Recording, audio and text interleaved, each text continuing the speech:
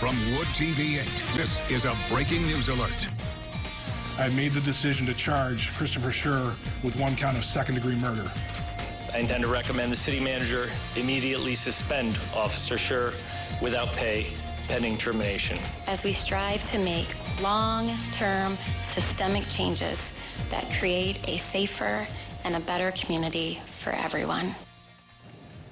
Breaking tonight at 6, officer charged. The Kent County Prosecutor announcing murder charges in the death of Patrick Lyoya. Officer Christopher Schurr is now lodged in jail, facing second-degree murder in the April 4th shooting.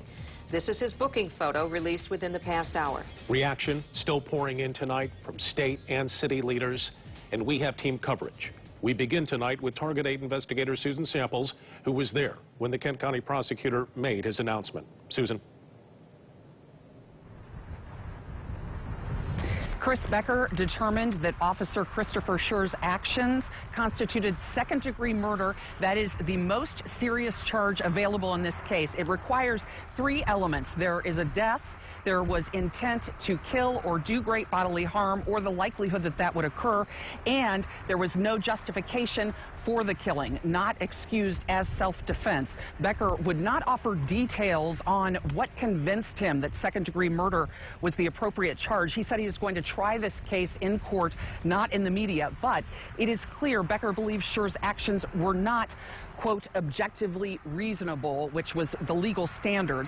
Patrick Lyoya, it appears Becker is saying, even though he had grabbed Christopher Schurr's taser, was not an imminent threat as he lay on his stomach with Chris Schurr on his back. It was at that point that Chris Schurr pulled out his gun and shot Lyoya in the back of the head.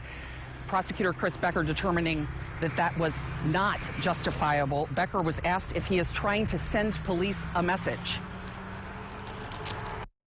I'm never big on sending messages with charges. I think most police officers realize that it could happen. I look at every decision and try and take every decision as the facts of the case, and I stand by all the decisions I made in the past, and I'll obviously stand by this one. So I'm not thinking that Kent County officers or even any police officers in general thought they had a license to go out and do something like this.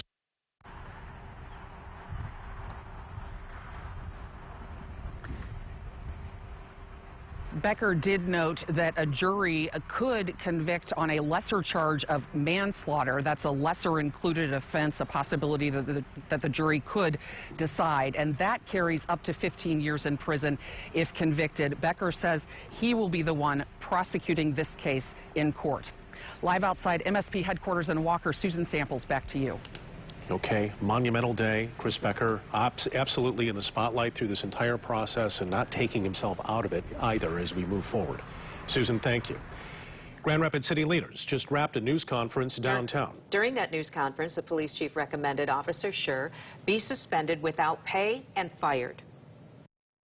Based on the information that I have available to me at this time, I intend to recommend the city manager immediately suspend Officer Schurr without pay, pending termination. I recognize the impact this will have on a longtime employee and a friend of many at the Grand Rapids Police Department, but I think it is the right thing to do. Eric Winstrom earlier this evening. Our team coverage continuing tonight. News 8's Jacqueline Francis is live in Detroit. She spoke with the family of Patrick Lyoya. Jacqueline, how are they reacting? We were with Patrick Lyoya's father, Peter, when that news really sunk in. It was just 5 minutes before the Kent County Prosecutor held that news conference announcing the charge that he first called Patrick Lyoya's father. They were at their family's their lawyer's office here in Detroit when they got that call. Again, just moments before that news conference, learning that what they'd been waiting for.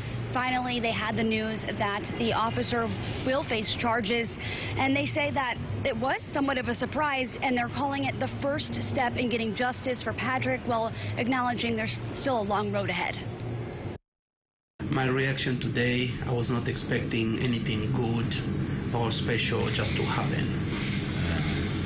Lakini kufuatana na hii simu yenye imepigiwa sasa hivi na saa 8 na dakika 55. And to go with the cell phone, the call that I received around 2:55. No, imeenda kuleta ka espoir kidogo. It brought a little bit hope when I received the call from the prosecutor. Basi wakati alituelezea kama huyu polisi atakuwa charged. And when he told me that the police will be charged, sikukuwa natumainia ile. I was not expecting that. Even though that I'm not bringing Patrick back anymore, but in the process that we are taking right now, the step, I can already tell that maybe Patrick will get the justice. For you, moving forward, do you have hope that you'll get a conviction? I'd like to say, I'm not going to say that I have a lot of hope for what is coming ahead, because first it's God, that's where my faith is, and the lawyer Ben Crump and Tony Van Johnson, who have been helping me and taking this case, that I'm really convicted. I have the assurance that we can get the justice maybe in the future, but for now, no.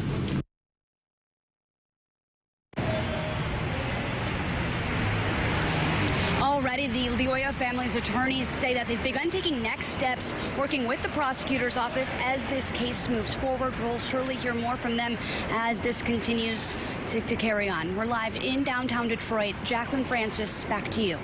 All right, Jacqueline. The uncertainty that the family was underneath, even up until the last moments before the press conference this afternoon. So many people responding and saying they were surprised by the charges.